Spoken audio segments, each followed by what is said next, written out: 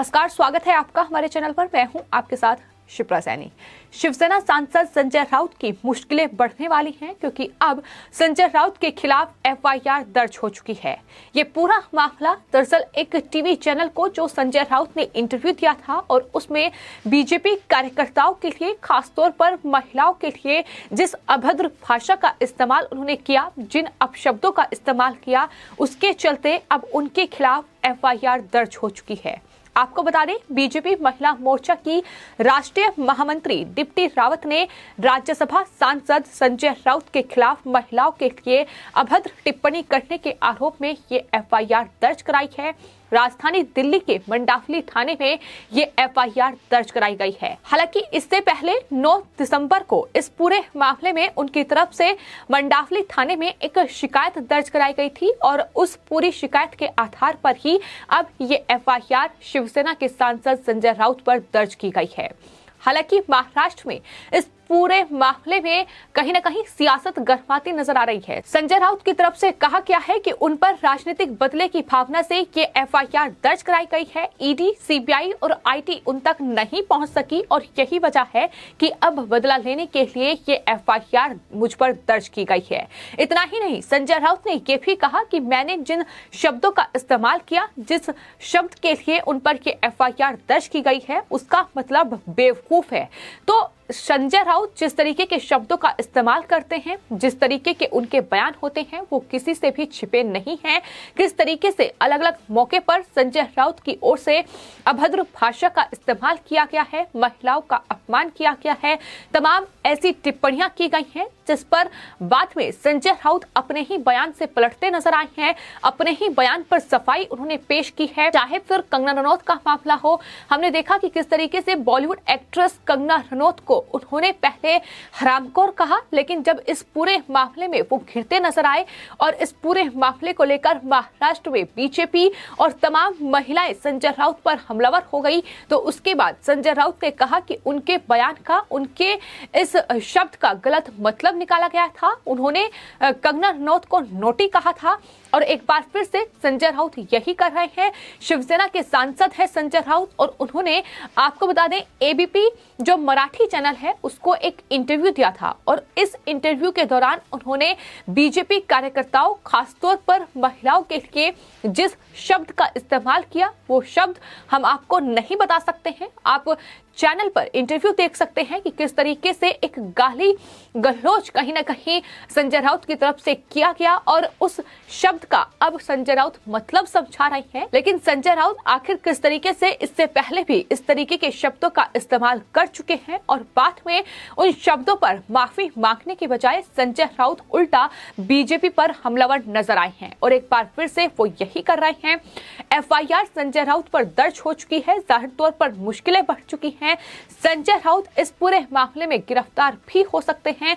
जिस तरीके से उन्होंने बीजेपी कार्यकर्ताओं के लिए, महिलाओं के लिए इस शब्द का, इस अपमानजनक शब्द का इस्तेमाल किया है। हालांकि संजय राउत पर एफआईआर दर्ज हो चुकी है और उसके बाद संजय राउत बौखलाए हुए हैं। राजनीतिक बदले की भावना से बीजेपी ने उन पर ये एफआईआर दर्ज कराई है, ये आरोप उनकी तरफ से लगाया गया है। संजय राउत ने कहा है कि मैंने जिस शब्द का इस्तेमाल किया उसका मतलब बेवकूफ है। सरकारी और मान्यता प्राप्त शब्दकोशों में भी यही शब्द का अर्थ है। महान लेखकों ने इसकी व्याख्या की है। मेरे खिलाफ दिल्ली में केस दर्ज किया गया है। केंद्रीय गृह मंत्रालय दिल्ली पुलिस का नेतृत्व करता है। यानी संजय राउत कहां निशाना साध रहे हैं, ये साफ तौर पर उनके इस बयान से समझा जा सकता है। उन्होंने कहा कि बदला लेने और राजनीतिक बदले की भावना से उन पर यह केस दर्ज किया गया है क्योंकि सीबी, ईडीआई और आयकर विभाग मुझ तक नहीं पहुंच सका। हालांकि ये मेरी आवाज को दबाने की कोशिश की जा रही है। तो ये संजय राउत कह रहे हैं, लेकिन इतना जरूर है कि संजय राउत ने जिस तरीके से इस शब्द का इस्तेमाल किया है उसको लेकर अब नाराजगी खासतौर पर महिलाओं की शिवसेना और संजय राउत के खिलाफ बढ़ती दिखाई दे रही है। जिस तरीके से संजय राउत पर यह शिकायत दर्ज की गई थी, लगातार मांग की जा रही थी कि उन पर एफआईआर दर्ज होनी चाहिए थे। और अब आपको बता दें, संजय राउत पर एफआईआर दर्ज हो चुकी है। धारा 500 और 509 के तहत ये एफआईआर शिवसेना के सांसद संजय राउत पर दर्ज की गई है। ये पूरा मामला 9 दिसंबर को सामने आया था, जब एक इंटरव्यू संजय राउत का सामने आया और उसमें उन्होंने इस अपमानजनक शब्द का इस्तेमाल किया और किस तरीके से इस पर माफी मांगने के बजाय संजय राउत सफाई पेश करते नजर आए कि उन्होंने ऐसा कुछ भी नहीं कहा है जिसके चलते वो देश से माफी मांगे या फिर बीजेपी कार्यकर्ताओं से माफी मांगे। तो इस तरीके से संजय राउत की ओर से सफाई भी पेश की जा रही है। लेकिन फिलहाल आपको बता दें, राष्ट्रीय महामंत्री दीप्ति रावत की ओर से संजय राउत पर जो ये एफआईआर दिल्ली के मंडावली थाने में दर्ज कराई गई है, उसमें दरअसल यही उन पर आरोप लगाए गए हैं कि संजय राउत ने स्त्रियों को अपमानित किया है, स्त्री के लिए सामाजिक रूप से अपशब्दों का इस्तेमाल किया गया है और यही वजह है कि ये मुकदमा उनके खिलाफ दर्ज कराया गया है। मुकदमा दर्ज करने का आधार भी यही माना गया है कि संजय राउत ने न केवल बीजेपी कार्यकर्ताओं बल्कि कार्यकर्ताओं में शामिल महिलाओं के लिए भी गलत शब्दों का इस्तेमाल किया है। दीप्ति रावत भारद्वाज ने शिकायत दर्ज कराते हुए पुलिस को वो जो इंटरव्यू संजय राउत की ओर से दिया गया है वो भी सौंपा है, उसकी वीडियो क्लिप भी उनकी तरफ से सौंपी गई है। यानी सबूत पेश किए गए हैं कि किस तरीके से संजय राउत ने महिलाओं का, बीजेपी कार्यकर्ताओं का अपमान किया है। अब संजय राउत को इस पर जवाब देना होगा क्योंकि एफआईआर अब उन पर दर्ज हो चुकी है। बीजेपी लगातार शिवसेना और संजय राउत को घेर रही है। उद्धव ठाकरे जो कुर्सी पर बैठे हुए हैं, आखिर वो क्या संजय राउत पर इस पूरे मामले को लेकर एक्शन लेंगे, ये सवाल भी बना हुआ है। बीजेपी लगातार ये मांग कर रही है कि बतौर मुख्यमंत्री उद्धव ठाकरे को संजय राउत पर एक्शन लेना चाहिए, जिस तरीके से उनकी तरफ से ये टिप्पणी की गई है। फिलहाल कितनी बार संजय राउत महिलाओं का अपमान करेंगे, ये बड़ा सवाल है, क्योंकि संजय राउत की ओर से लगातार इस तरीके की बयानबाजी की गई है। फिर चाहे वो बॉलीवुड एक्ट्रेस कंगना रनौत के खिलाफ हो या फिर तमाम दूसरी टिप्पणियां भी संजय राउत की सुर्खियों में रही है।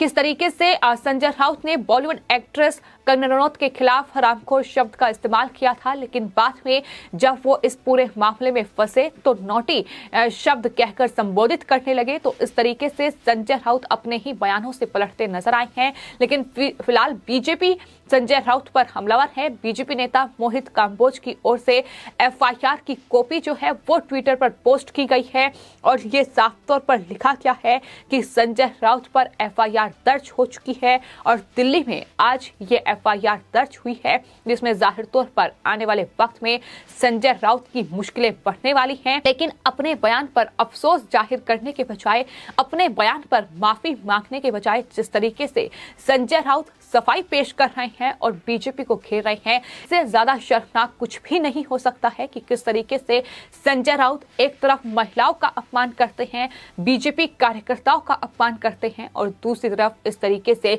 बीजेपी को घेर रहे हैं। हालांकि उनकी तरफ से एक और बयान सामने आया है। उन्होंने कहा है कि आप महाराष्ट्र में कुछ नहीं कर सकते हैं, सिस्टम मेरे खिलाफ नहीं बोल सकता।